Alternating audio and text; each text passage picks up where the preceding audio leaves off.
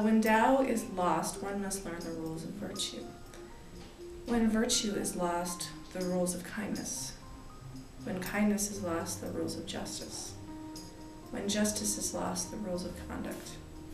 And when the high-blown rules of conduct are not followed, people are seized by the arm, and it is forced on them, the rules of conduct. Are just an outer show of devotion and loyalty quite confusing to the heart? And when men rely on these rules for guidance, oh, what ignorance abounds.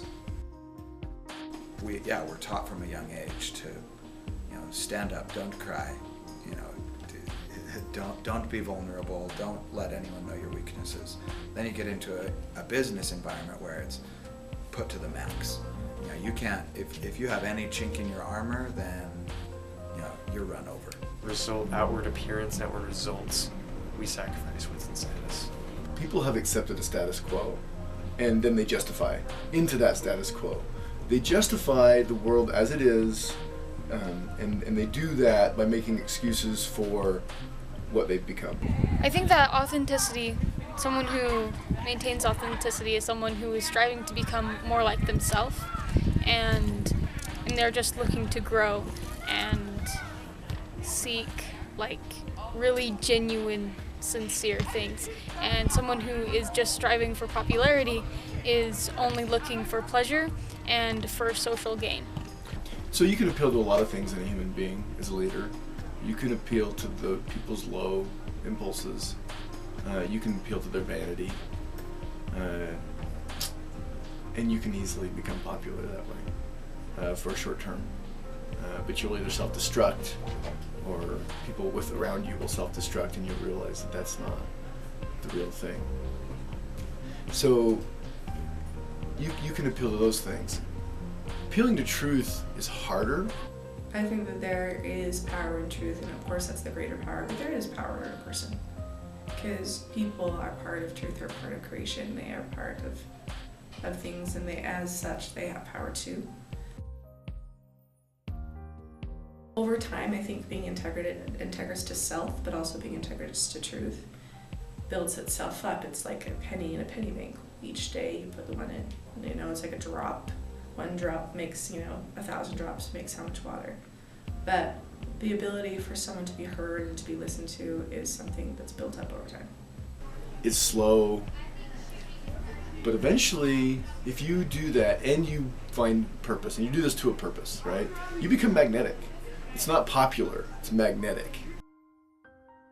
I think in an ideal world, we would be vulnerable people. And in an ideal world, we would be learners.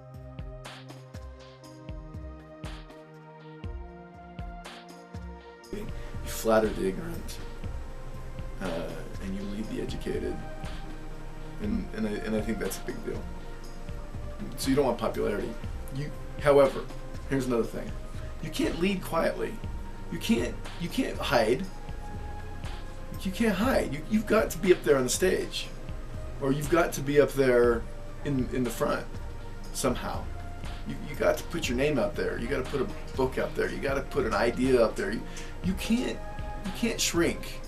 Exposing people to truth, that they have choice, that they are forces of will. That this reminder of that is very powerful.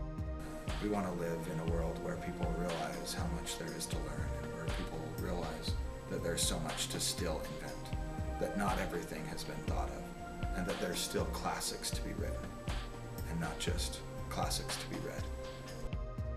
The flame. A spark ignites an inward fire. The journey has begun. The change we seek, the change we must become. Light the fire. The quest to know, to do, to be. Light the fire. The light to look at others and to see. Light the fire. The challenge to create a noble we. Light the fire. Push back the darkness and be free. Not the filling of a pail, but the lighting of a fire. Our fire, but pieces of the flame. Burn brightly and become.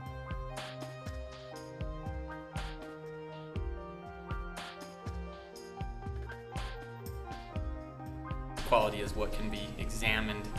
It can stand up to being examined under a microscope.